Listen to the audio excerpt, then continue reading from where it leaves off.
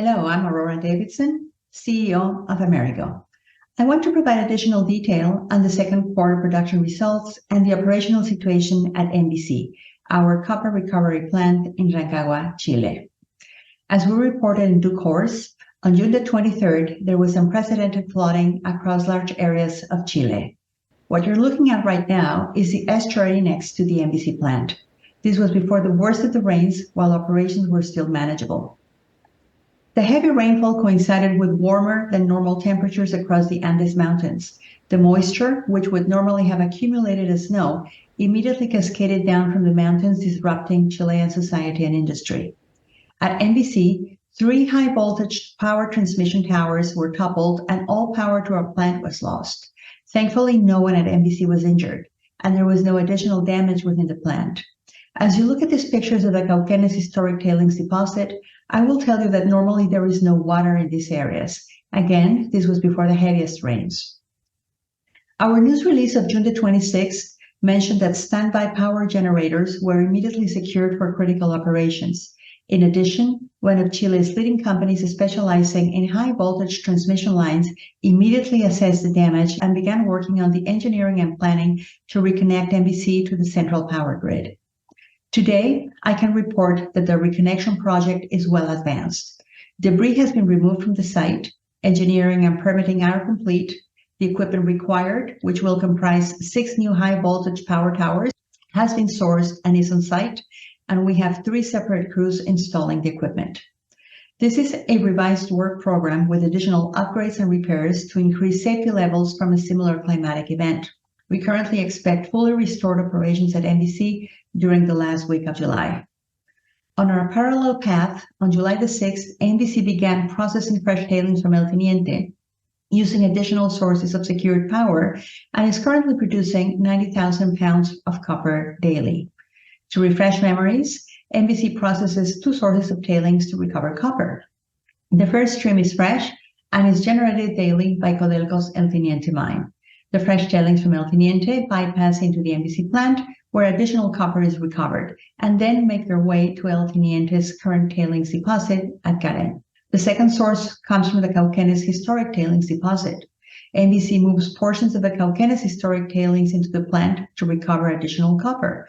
The proportion of fresh to historic tailings is calculated to provide maximum plant efficiency. Until we reconnect to the power grid in the last week of July, we have less than the power needed to run MVC at full capacity, and we are currently processing only fresh tailings.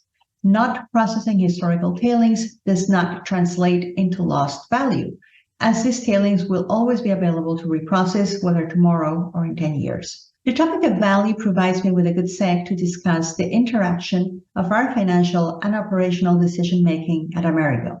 I want to share some thoughts on our capital return strategy and how it ties into our broader capital deployment strategy. As our June 30 and July the 12th news releases indicated, our capital return strategy is in place and a quarterly dividend is secure. We want long-term shareholders to know that they can count on Amerigo's extremely attractive quarterly dividends. Anything else we do to return capital is a bonus. I'd also like to drive home another aspect of our capital return strategy that does not receive as much attention, and that is that despite the tremendous amount of capital being returned to investors, Amerigo doesn't minimize necessary and forward-thinking capital expenditures. Careful thought and appropriate amounts of money go into sustaining and into risk mitigation capex. For example, you are now looking at a project we finished earlier in 2023 to install flotation equipment to protect the Cauquenes pipeline. The orange wrappers around the pipeline are essentially floaties wrapped around to keep the pipeline floating in the event of a flood.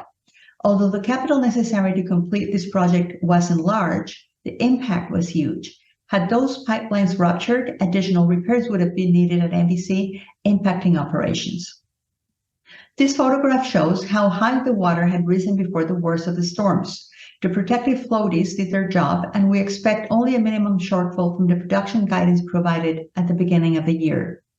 We are extremely proud of the capital returned to shareholders, but we are equally cognizant of the importance of capital allocation decisions that aren't as visible to investors. Amerigo will never be starved of operational capital to increase the return to shareholders in an unsustainable way. On July the 12th, we reported Amerigo's production for the second quarter of 2023. As expected, the quarter was impacted by our known 8-day annual plant maintenance shutdown, but was also unexpectedly affected by the full shutdown due to the floods, which resulted in 1.3 million pounds of lost copper production. This reduced the second quarter production to 13.6 million pounds of copper, putting cumulative copper production to June 30th at 1.5% below guidance. Amerigo's 2023 adjusted production guidance of 60.5 million pounds of copper, reflecting the impact of the floods and announced to the market on June the 30th, remains in place. Our second quarter molybdenum production was 0.3 million pounds. Year-to-date molybdenum production of 0.6 million pounds is 10% over guidance. Amerigo's annual molybdenum production guidance remains at 1 million pounds.